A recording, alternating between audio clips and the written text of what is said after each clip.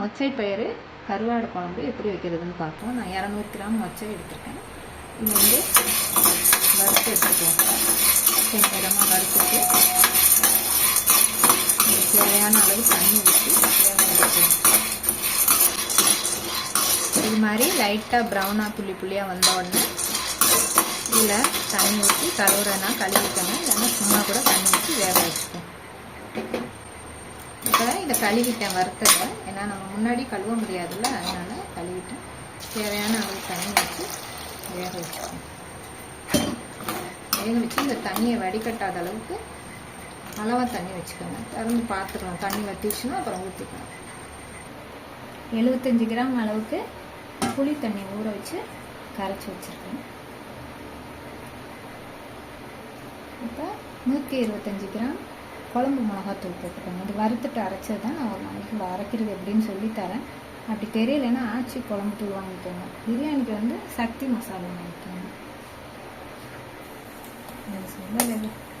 பிரியாணி மசாலா சேர்க்க தெரியலன்னா சக்தி பிரியாணி மசாலா நல்லாயிருக்கும், அது வாங்கிக்கோங்க.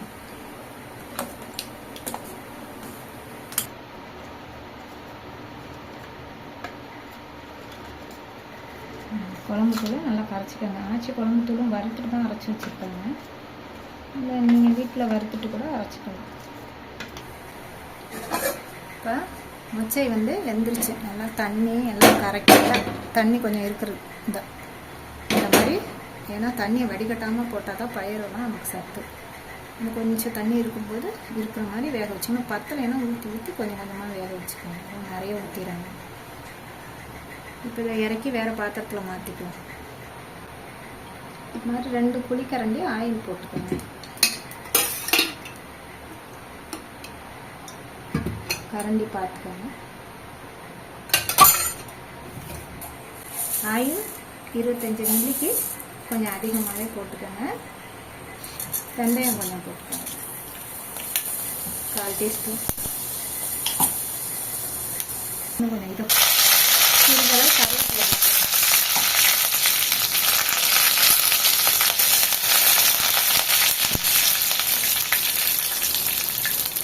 கருவேப்பிலை கொஞ்சம்,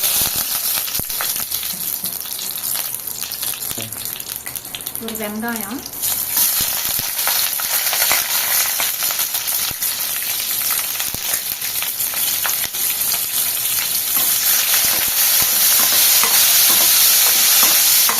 பெரிய வெங்காயம் இருந்தால் சின்னதாக ஒன்று போட்டுக்கணும், இல்லைன்னா சின்ன வெங்காயம் நான் போட்டுக்கணும்.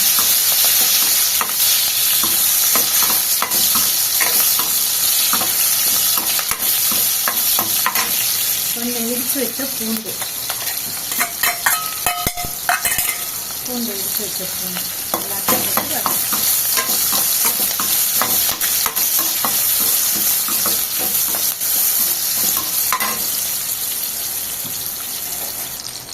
சின்னதாக 2 தக்காளி கட் பண்ணி போடணும். எப்பயுமே இதை தக்காளி போடும்போது இதெல்லாம் தள்ளி வச்சுக்கணும்னு சொல்லியிருக்கேன். ஏன்னா தக்காளி கொஞ்சம் தண்ணி விடும். ஒரு பொருளும் போடும்போது தள்ளி வச்சுட்டு போட்டால் நல்லா. தக்காளி நல்லா வதங்கிடுச்சு. ஏன்னா தக்காளி எல்லாத்தோட ஒன்றா போட்டோம்னா வதங்காது, அதுக்கு தான் தள்ளி வச்சுட்டு போடுறது. இது கூட மாட்டேன். அப்படி கருவேப்பிலை வெங்காயம் இதெல்லாம் நம்ம ஒன்றா போட்டுக்கலாம். வெங்காயம் அது ஒன்றா இல்லை, அது மேலே அடுத்தடுத்து போட்டுக்கலாம். இந்த இஞ்சி பூண்டு தக்காளி மட்டும் ஒதுக்கி வச்சுட்டு போடணும். இப்போ எல்லாத்தையும் இது கூட 2 முருங்கைக்காய், கத்திரிக்காய் எது வேணாலும் போட்டுக்கலாம். முருங்கைக்காய், கத்திரிக்காய், முருங்கைக்காய் நீங்களே ஏதாவது போட்டோம்.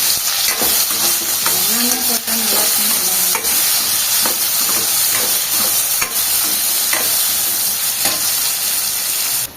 இப்போ நான் புளி கரைசல் மிளகாத்தூள் போட்டு கரைச்சி வச்சுருக்கோம்ல குழம்பு தூள், அதில் இந்த மொச்சை பயிரை போட்டுக்கலாம்.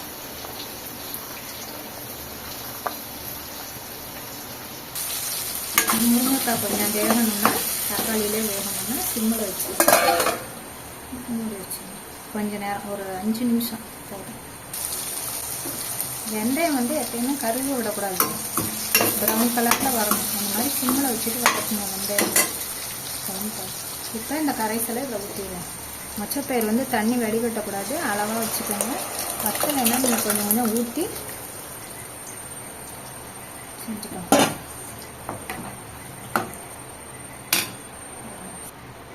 இப்போ இந்த புளி கரைசல் தண்ணியோடு சேர்த்து மொச்சப்பயிரில் இருக்கிற தண்ணியோடு சேர்த்து 2 லிட்டர் ஊற்றிக்கோங்க. 1 லிட்டர் 2 அரையாக ஊற்றவும் 2 வருது எனக்கு. அரையாக ஊற்றினால ஒரு புளி கரைசல் தண்ணி, மொச்சை பயிரில் இருக்கிற தண்ணி எல்லாம் சேர்த்து 2 லிட்டர் கணக்கு வரணும். ஊற்றி நல்லா கரையை போகிற கருவாடாக இருந்தால் கொஞ்சம் லேட்டாக போடுங்க. கொஞ்சம் கல்லாட்டாக இருக்க கருவாடாக இருந்தால் இப்போயே போட்டுட்டிங்கன்னா குழம்பு வாசமாக இருக்கும். கருவாடு நல்லா 4-5 கழுவு கழுவிடுங்க. அதில் ஒரு கழுவாவது, ஒரு தடவை கழுவு, 4-5 தடவை கழுவணும். அதில் ஒரு தடவை கழுவுறதாவது சுடு தண்ணி வச்சு கழுவணும்.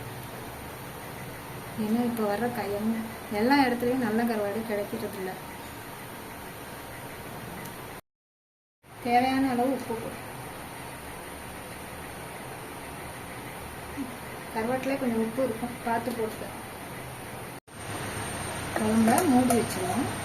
இன்னொன்று கொதிச்சிருச்சுன்னா குழம்பு வந்து எப்பயுமே இந்த ஆவி வெளியே போகிற மாதிரி கரண்டி வச்சு கேப் விட்டு மூடணும். அப்போ தான் இந்த வேர்வை உள்ள வடியாமல் குழம்பு டேஸ்ட்டாக இருக்கும்.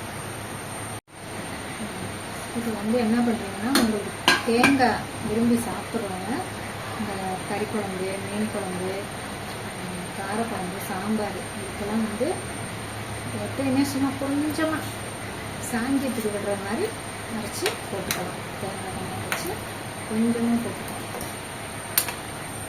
நான் மொச்சப்பயிர் போடுறதுனால தேங்காய் போட மாட்டேன். ஏன்னா அது மாதிரி டேஸ்ட் கம்மியாகிடும். அதனால் நான் தேங்காய் போடுறேன். இப்போ நான் செய்கிறது வந்து எங்கள் வீட்டுக்கு செய்கிறது தான் நான் போட்டுக்கிட்டு இருக்கேன். வீட்டில் நார்மலாக சிம்பிளாக எப்படி சாம்பார் வைக்கிறதுன்னு போடுறேன். வித்தியாசம் கல்யாண வீட்டு சாம்பாரும் போடுறேன். அதே மாதிரி இதுவும் சிம்பிளாக எப்படி வைக்கிறதுன்னு தான்.